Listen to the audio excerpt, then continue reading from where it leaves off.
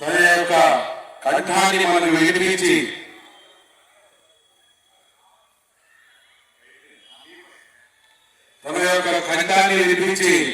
మాలాంటి యువ నాయకులందరికీ ఆదర్శంగా ఉన్న మన ఆర్థిక శాఖ మంత్రి వర్యులు శ్రీ పయ్యాల కేశవ్ గారు తన అమూల్యమైన సందేశాన్ని మనందరికీ వినిపిస్తారు.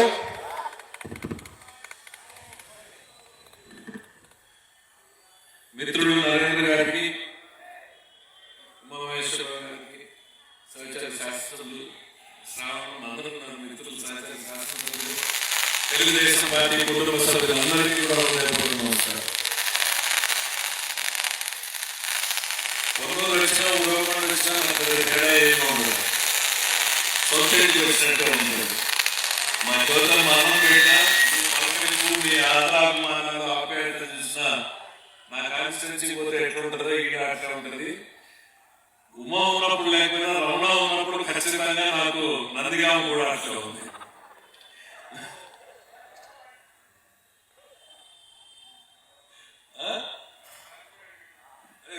తర్వాత ఇటు వచ్చాడు కదా, నందిగామ నుంచి మైలవరం వచ్చాడు కదా. సో ఎక్కడ పెట్టినా ప్రోగ్రాం ముగ్గురు కలిసే వెళ్ళేవాళ్ళం.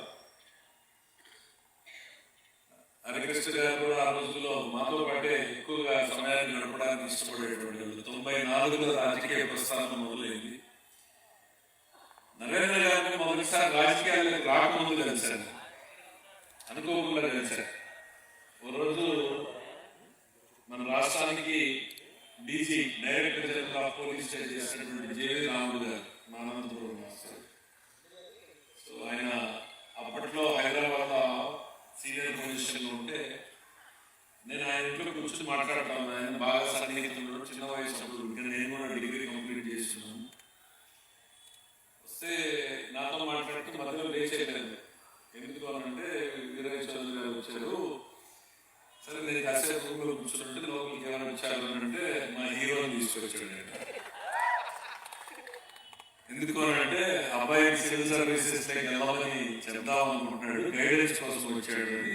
ఫస్ట్ టైం నరేంద్ర గారిని నేను చూసింది అక్కడ జేవి రాముడు గారికి. ఆ తర్వాత 94 రాజకీయాలకి అడుగు పెట్టిన తర్వాత ఏ ఒక్కరోజు కూడా కలిసి లేము అన్నటువంటి గ్యాప్ లేకుండానే మా ప్రయాణం సాగింది 30 సంవత్సరాలు. ఎస్, మా ఉమా చెప్పినట్టుగా రమణాదేవి రోడ్ అయితే ఖచ్చితంగా ఉంది. నాకే కాదు, నరేంద్రకే కాదు, రాష్ట్ర రాజకీయాల్లో కూడా నరేంద్ర రమణ గారి రోడ్ అనేటువంటిది ఖచ్చితంగా ఉంది. అతను ఒక ప్రభావితమైన ముద్ర వేయగలిగినటువంటి వ్యక్తి. అనుకోకుండా చిన్న వయసులోనే వెళ్ళిపోయాడు. కానీ సో ఎక్కడికి వెళ్ళినా కూడా కలిసి వెళ్ళే వాళ్ళం, కలిసి తిరిగే వాళ్ళం, చెప్పుకుంటూ వెళ్తా ఉంటే ఒక్కో సంఘటన గుర్తుకు వస్తూ ఉంది. మామూలుగా మైక్ కొట్టుకుంటే గంటలు సుదీర్ఘంగా మాట్లాడతాం, కానీ సుదీర్ఘకాల ప్రయాణం చేసినటువంటి మిత్రుల గురించి మాట్లాడాలంటే ఆలోచిస్తా ఉన్నాం. ఒక్కటి చెప్పాలనుకుంటున్నా, ఇందాకే ఉమా చెప్పాడు, అసెంబ్లీలో మాట్లాడాలి అంటే మన నరేంద్ర మాట్లాడాలి. కానీ ముఖ్యమంత్రి మామూలుగా మేము మాట్లాడితే ఎమ్మెల్యేలు అడ్డుపడడం చూసాం, మంత్రులు అడ్డుకోవడం చూసాం. ప్రతిపక్షంలో మేము మాట్లాడితే అధికారంలో ఉన్న ఎమ్మెల్యేలు అడ్డుపడతారు, అధికార పార్టీ మంత్రులు అడ్డుపడతారు. కానీ మన నరేంద్ర గారు మాట్లాడితే సాక్షాత్తు ముఖ్యమంత్రి అడ్డుపడ్డాడు.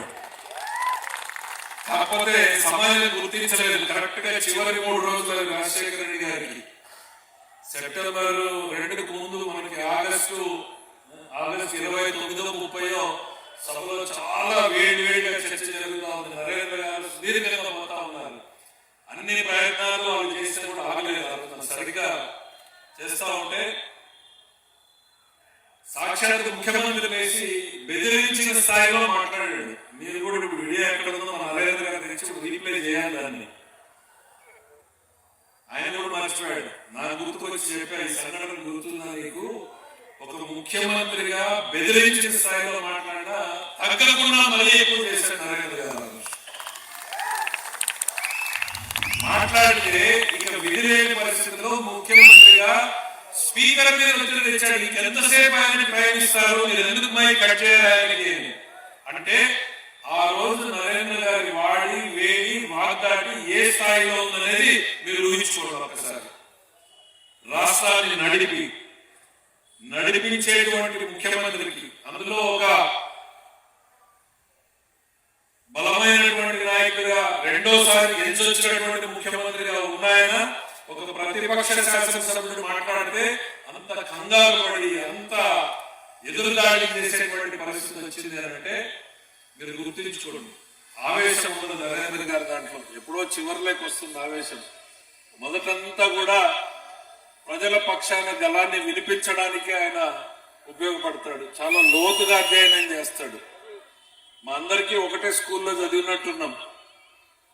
ఏదైనా ఒక సమస్య వస్తే దాని మూలాల్లోకి వెళ్ళి అక్కడి నుంచి నేర్చుకుని తెచ్చుకుని మాట్లాడేటువంటి పరిస్థితుల్లోనే మాట్లాడుతూ ఉంటాం. ఈ 30 సంవత్సరాలలో సుదీర్ఘకాలం పాటు ప్రతిపక్షంలో పనిచేసినటువంటి అనుభవం నాకు, ప్రతిపక్షంతో పాటు అధికార పక్షంలో పనిచేసినటువంటి అలవాటు నరేంద్రకి ఉంది. ప్రభుత్వంలో నరేంద్ర గారు గెలిచిన 2 సార్లు అధికారంలోకి వచ్చింది, పార్టీ అధికారంలోకి వచ్చిన 2 సార్లు నేను లేకపోవడం అనేటువంటిది తో ఆ ఎక్స్పీరియన్స్ లో తేడా ఉంది. ఈరోజు నా మనసులో అయితే ఖచ్చితంగా మా సహచరుడిగా ఉండలేకపోయాడే నా మిత్రుడు అనేటువంటి బాధ అయితే నాకుంది. వాస్తవంగా చెప్తా ఉన్నాం. ఎందుకంటే మా టీంలో అందరం ఏదో ఒక స్థాయిలో ఒక్కొక్క మెట్టుని, రాజకీయాల్లో అదేదో గొప్పని కాదు, లేకపోతే మాకున్నటువంటి విలువ తగ్గుతుంది అనేటువంటిది కాదు, ప్రజల గుండెల్లో స్థానం ఉండడమే మాకు ముఖ్యమైనటువంటి లక్ష్యంతో మేమందరం కూడా పనిచేశాం. రాజకీయాల్లో మేము చేసేటువంటి పనులతోటే ప్రజల స్థానాలు ఉండాలనుకున్నాం. కాకపోతే రాజకీయాల్లోకి ఉన్నప్పుడు ఒక గుర్తింపు, గౌరవం ఉండాలనేటువంటి ఆలోచన, తపన ఉంటుంది. అదంటే మనల్ని నమ్ముకున్న వాళ్ళకి, మన ప్రాంతానికి మరింత ఎక్కువ చేయొచ్చు అనేటువంటి ఆలోచన ఉంటుంది.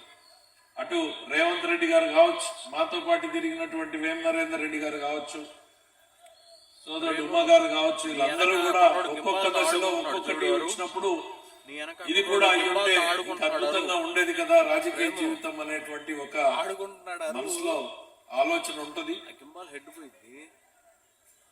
లెటర్ సి ఇంకా ఏమున్నాయో భవిష్యత్తులో ఆయనకి అనేటువంటిది నేను కూడా మీరందరూ ఎంతకు బలంగా కోరుకుంటున్నారో అంతే బలంగా రాజకీయంగా మరింత ముందుకు రావాలి నరేంద్ర గారు అని చెప్పేసి నేను కూడా 94లో మొదలు పెడితే ఆ రోజున అధికారంలో ఉన్నాం. కాకపోతే వయసులో చిన్నవాళ్ళం, అందరం కూడా 28 ఇయర్స్, రాజకీయ అనుభవం తక్కువ. ప్రతిరోజు పొద్దున్నే లేచి ఏ మంత్రి దగ్గరకు ఎక్కడికి పోయినా నేను, రమణ, నరేంద్ర గారు ముగ్గురం కలిసిపోయేవాళ్ళం. ఏ కాన్స్టిట్యున్సీ పనులుంటే అవి ఇవి తిరిగేవాళ్ళం. నాకు పనుంటే ఆయన వచ్చేవాడు, ఆయనకు పని ఉన్నప్పుడు నేను వెళ్ళేవాళ్ళం. నరేంద్ర గారి జీవితకాలం మొత్తం కూడా అటు రాష్ట్ర పార్టీకి సేవలు అందించడానికో, నియోజకవర్గానికి అందించడానికో సరిపోయింది. వారి తండ్రి చూపినటువంటి బాటలోనే ఆయన కూడా ముందుకు పోయాడు. లేకపోతే నాకు మీ నల్లమడ డ్రైన్ గురించి నాకు తెలిసేది కాదు, అది ఎక్కడుందో కూడా నాకు తెలియదు. కానీ మా నరేంద్ర గారు ప్రతిరోజు ఏదో ఒక రిప్రజెంటేషన్, నల్లమడ డ్రైన్ అంటేనో, ఇంకో లిఫ్టర్ ఇరిగేషన్ అంటేనో పని ఉంది అని అంటే ఏంటి అని అంటే దీని మీద వెళ్ళాలి రా అని చెప్పి తీసుకెళ్లేటువంటి వ్యక్తి. ఏదో ఒకటి అంటే నిరంతరం ప్రాంతంలోని ప్రజలకు ఏ రకంగా మనం అభివృద్ధి చేసి చూపించాలి అనేటువంటి లక్ష్యంతో పనిచేసినటువంటి వ్యక్తి నరేంద్ర గారు. ఒక డెవలప్మెంట్ లో మోడల్ గా మిగలాలి, మన మీద ప్రత్యేకంగా మన ప్రాంత ప్రజలు నమ్మకాన్ని, విశ్వాసాన్ని ఎక్కువ పెట్టుకున్నారు, పనిచేయాలి. ఇక ఇండివిజువల్ గా వచ్చేటప్పటికి కూడా మన కోసం పనిచేసినటువంటి నాయకులకు, కార్యకర్తలకు, అది అర్ధరాత్రి అయినా సరే, తెల్లవారుజామునైనా సరే, వాళ్ళకి పనుల్లోనూ ఫోనుల్లోనూ మనం అందుబాటులో ఉండాలి అనేటువంటి లక్ష్యం మా అందరికీ కూడా ఉంది. ఎప్పుడు ఫోన్ చేసినా మనం వెంటనే స్పందించాలి, వాళ్ళకి పనులు చేయాలి అనేటువంటి ఆలోచన. ఒకరిని చూసి ఒకరు నేర్చుకున్నటువంటివి కూడా ఎన్నో ఉన్నాయి. ఒకరు బాగా ఇరిగేషన్ లో ముందుకు పోగలిగితే, ఒకరు మిగిలిన శాఖల్లో ఉంటే నాకు ఈ సమస్య ఉంది ఏం చేయాలి అనుకుంటే ఒకరినొకరు సపోర్ట్ చేసుకున్నటువంటి రోజులు కూడా ఉన్నాయి. నరేంద్ర గారు నాకు నేను వస్తా ఉంటే అరెస్ట్ గురించి వార్తలు స్పీచ్ చెప్తా ఉన్నాడు. వంశీ అనుకుంటా మిత్రుడు ఇక్కడ గట్టిగా మాట్లాడుతూ ఉన్నాడు. ఆ రోజు నేను వెళ్ళా, చాలా బాధాకరమైన సంఘటన. ఆ రోజు నేను ఈ కేసు మొదలైంది అని హైదరాబాద్ నుంచి వెంటనే బయలుదేరి వచ్చాం. అప్పటికే అయిపోయింది హైకోర్టులో, జిల్లా కోర్టులో. కాకపోతే కొంచెం ఆలస్యమైంది ఆ రోజు నేను దాదాపు రాత్రి 11:30 12 పైన అయినట్టుంది. నాకు సుదీర్ఘంగా ఒక 3 గంటల సేపు కూర్చున్నాను. ఆ తర్వాత అంటే మీకు తెలిసి జరిగిన కొన్ని, తెలియకుండా జరిగినటువంటివి చాలా జరిగాయి నరేంద్ర గారు వెనకాల. ఒకటి, సంఘం నుంచి ఆయన్ని వేరు చేయాలనేటువంటిది, సంఘంని గవర్నమెంట్ తీసుకోవాలనేది, సంఘంని అమూల్కి ఇచ్చేయాలి అనేటువంటిది, నరేంద్ర గారిని రాజకీయాల్లో ఇబ్బంది పెట్టడము ఎంత లక్ష్యం అనుకున్నారో సంఘం సంస్థను కూడా అమలు కట్టబెట్టడానికి ఎన్నో ప్రయత్నాలు జరిగాయి. అయితే భగవంతుడు అనేవాడు ఒకడు ఉన్నాడు. ఎందుకు అనంటే అనుక్షణం ముఖ్యమంత్రి గారి కార్యాలయంలో ఏం జరుగుతోంది, లేకపోతే ఈ పోలీస్ డిపార్ట్మెంట్ లో ఏం జరుగుతోంది అనేటువంటిది మనకు ఎవరో కూడా తెలియదు. అసలు ఫోన్లు చేసి కేవలం మా మంచితనాన్ని చూసి ఇట్లాంటి వ్యక్తులకి నష్టం జరుగుతోంది అని తెలిసి ఫోన్లు చేసి, ఇదిగో ఈరోజు సాయంత్రం ఇది జరగబోతోంది, మీ ఫ్యాక్టరీ మీదకి ఈ రోజు రైడ్కి పలానా టీం వస్తుంది, ఇదిగో పలానా కమర్షియల్ ట్యాక్స్ పంపిస్తున్నారు, ఇదిగో మీ వెనకాల ఇది మీ సర్వర్లను ఈ రోజు హ్యాక్ చేయబోతున్నారు. ఒక ప్రభుత్వంలో నమ్మరు, ఇవన్నీ నేను చెప్పే సాక్ష్యాలు. ప్రభుత్వంలో ఉన్నటువంటి వ్యక్తులు సంఘం డైరీలో సమాచారం దొరకలేదని ఒక బెంగళూరు సంబంధించినటువంటి టెక్నాలజీ టీం ని హైర్ చేసి ఆ టెక్నాలజీ టీం ద్వారా హ్యాక్ చేశారు కంప్యూటర్లని. అంత దుర్మార్గంగా జరిగాయి. అవన్నీ కూడా మాకు ముందే తెలిసాయి, ముందే చెప్పారు. సార్ ఇట్లా టీం ని హైర్ చేశారు, వాళ్ళు హ్యాక్ చేయబోతున్నారు అని అంటే మేము టెక్నాలజీ ఎక్స్పర్ట్ రెడీగా పెట్టాం. వాళ్ళు ప్రయత్నాలు చేయడం ఈ కుర్రాడు అడ్డుకుంటా ఉంటే, ఇది నీకు నాకు అర్థమయ్యే భాష కాదు, టెక్నాలజీలో హ్యాక్ చేయడం ఏంది ఇంకోటి అని, కానీ ఎవరినో ఎక్స్పర్ట్ తెచ్చి పెట్టాం. పెట్టి అడ్డుకుంటా ఉంటే వాడు రాత్రి 12:30కు వాడింటికి జీప్ వచ్చింది. అంటే ఎవరి ప్రయత్నం చేస్తున్నారు, ఎక్కడి నుంచి ప్రయత్నం చేస్తున్నారు అనేటువంటిది కూడా వాళ్ళు కనుక్కోగలిగారు. వాళ్ళ ట్రేసింగ్ చేసి ఎక్కడి నుంచి ఇది జరుగుతుంది. మన ఇంటర్నెట్, మన ఇంట్లో వైఫై రౌటర్ పెట్టింటాం తెలియదు అనుకుంటాం, కానీ ఏ రౌటర్ నుంచి వస్తుందో అది ఎక్కడ ఉంది అనేటువంటిది వాళ్ళు తెలుసుకుని అర్ధరాత్రి 1 గంటలకు మన ఇంటికి వచ్చారు. వచ్చి నువ్వు ఎందుకు చేస్తున్నావు ఈ పని అని అడిగితే వాడు చెప్పాడు, అయ్యా నాకు డబ్బులు ఇచ్చి వాళ్ళు జీతం ఇచ్చి పెట్టుకున్న సంస్థ అది, కాబట్టి నేను దాన్ని కాపాడేటువంటి ప్రయత్నం. అంటే ఒక్క నరేంద్ర కుమార్ గారిని అరెస్ట్ చేయడంతోనే ఆగిపోలేదు. ఇట్లా పలు రకాలుగా వేధించారు. ఆఖరికి కుటుంబ సభ్యుల మీద కూడా కేసు పెట్టేటువంటి ప్రయత్నం చేశారు.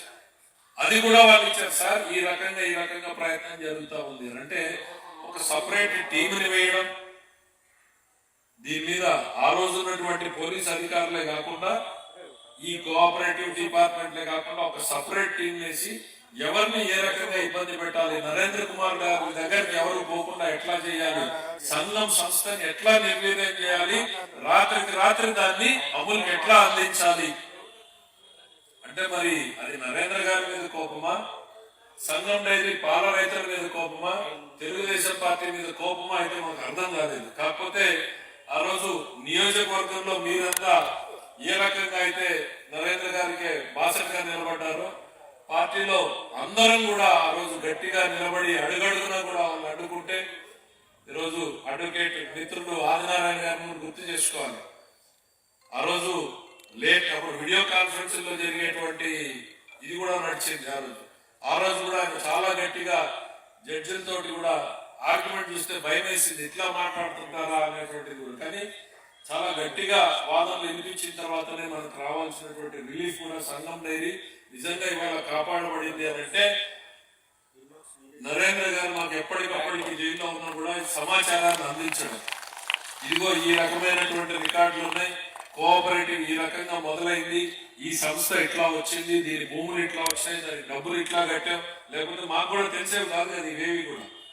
ఈరోజు ఆ సంస్థ నిలబడింది అని అంటే ఆయన బయటకు రాకుండా వీళ్ళు ఆపలేరు. మహా అయితే ఇంకో 10 రోజులు పడుతుంది, ఇంకో 15 రోజులు పడుతుంది, నన్ను కాదు మీరు చూడాల్సింది సంస్థను కాపాడండి అని చెప్పాడు నరేంద్ర గారు. వాస్తవం ఆయన మీద నేను బయటికి రావాలి, ఎన్ని రోజులు ఆపుతాడు నన్ను, 1-2 నెలలు ఆపగలరు కానీ ఎక్కువసేపు కాదు కదా, నాకు బెయిల్ ఏదో ఒక దశలో వస్తుంది, నేను మానసికంగా సిద్ధపడ్డాను దానికి, కానీ సంస్థని కాపాడండి ఆయన చెప్పింది. అంటే ఎంతమంది ఆలోచన చేయగలరు ఈ రోజు ఉన్నటువంటి పరిస్థితులు. ఒక సంస్థ పట్ల ఆయనకు ఉన్నటువంటి కమిట్మెంట్ ఎట్లాంటిది అనేటువంటిది మీ అందరికీ చెప్పడం కోసమే కొన్ని మాటలు చెప్పాల్సి వచ్చింది. ఆ సమాచారం కూడా మాకు ఎవరికి కూడా తెలియదు పెద్దగా. ఎప్పటికప్పుడు ఆ వీరయ్య చౌదరి గారి టైం నుంచి, తర్వాత వచ్చినటువంటి చైర్మన్ టైం నుంచి, కరస్పాండెన్స్ అంతా ఆయన సుదీర్ఘంగా గుర్తుపెట్టుకుని పలానా టైంలో ఇది జరిగింది దీనికి ఈ రకమైన, అందుకని ఎఫెక్టివ్ కౌంటర్స్ మనం తయారు చేయగలిగాం. కోర్టులో కూడా రిలీఫ్ వచ్చింది అని అంటే మన ఆర్గ్యుమెంట్స్, మన ఎఫెక్టివ్ కౌంటర్లు వెళ్ళడం వల్లనే వచ్చింది. మరొక్కసారి ఏంటంటే ఇవాళ సంస్థ నిలబడింది అని అంటే ఆ రోజు వీరయ్య చౌదరి గారు ప్రారంభించినటువంటిది మళ్ళీ ఆయన తనయుడు సాక్రిఫైస్ తోటే మళ్ళీ ఆ సంస్థ నిలబడింది. లేకపోతే ఈ పాటికి అమూల్ చేతిలో ఉండేది సంస్థ. అది నాకు అర్థం కాని ఎప్పుడు ఏంటంటే నరేంద్ర గారి మీద కోపంతో చేశాడా, లేక ఆ సంస్థను అమూల్కి కట్టబెట్టడానికి ఈయన అడ్డంకిగా ఉన్నాడని చేశాడా, నాకైతే అర్థం కానటువంటిది ఎప్పటికీ కూడాను. అది ఆ రోజు సంగం డైరీ మీద జరిగినటువంటి దాడినే నేను అనుకుంటా. అందులో నరేంద్ర గారు బలయ్యాడు అనేటువంటిది నాకు అనిపించేటువంటిది. మరి నరేంద్ర గారికి తెలియాలి దానికి మూలాలు ఏంటి అనేటువంటిది. అంటే ఆ సంస్థని కట్టబెట్టడం కోసం వాళ్ళు చేసినటువంటి ప్రయత్నం. ఇక ఇందాక ఉమ్మగారు చెప్పినట్టు నరేంద్ర గురించి చెప్పినట్టు మా జ్యోతమ్మ గురించి కూడా రెండు మాటలు చెప్పాలి. చెప్పకపోతే నరేంద్ర గారు ఎక్కడ తిరుగుతూ ఉన్నా, ఏం చేస్తూ ఉన్నా, అటు నరేంద్ర గారికి ఇటు నియోజకవర్గంలో ప్రజలకి కూడా ఒక కాన్ఫిడెన్స్, అందుబాటులో ఉండేటువంటి వ్యక్తిగా, ఆ తర్వాత హాస్పిటల్లో కూడా వచ్చేటువంటి పేదల పట్ల శ్రద్ధ చూపిస్తూ పనిచేసేటువంటి వ్యక్తిగా ఆవిడ సపోర్టు ఈ రాజకీయాల్లో మర్చిపోలేనిది. నరేంద్ర గారు అయితే ఖచ్చితంగా గుర్తు పెట్టుకోవాల్సింది అనేటువంటి చెప్తా ఉన్నా. ఇదంతా నా క్రెడిట్ అని అనుకుంటాడేమో, ఖచ్చితంగా కాంట్రిబ్యూషన్ ఉంది అనేటువంటిది బహిరంగంగానే నేను గుర్తు చేయదలుచుకున్నాను. ఏది ఏమైనా ఎప్పుడో 6 గంటలకు రావాలనుకుంటే ముఖ్యమంత్రి గారితో మీటింగ్ ఉంటే 8:30 ఉంటే నా సరాసరి అయితే రావడం జరిగింది. ఇటు నుంచి ఇటే అనంతపూర్ బయలుదేరుతున్నాం. సాయంత్రం వస్తున్నదిగా రాగానే మిత్రుడు పిలిస్తే ఏమయ్యా గంట కూడా కూర్చోనీయకుండా అప్పుడే పిలుస్తున్నాం అనుకున్నా. నేనే రాష్ట్ర స్పీకర్ అనేటప్పటికి ఇంకా కంక్లూడ్ చేయాల్సి వచ్చింది. చాలా సంతోషం. 1 కాదు 2 కాదు, 30 సంవత్సరాల ప్రయాణం. 36 సంవత్సరాల ప్రయాణంలో ఎన్నో ఆటుపోట్లను చూసాం, ఎన్నో ఒడిదుడుకులు చూసాం.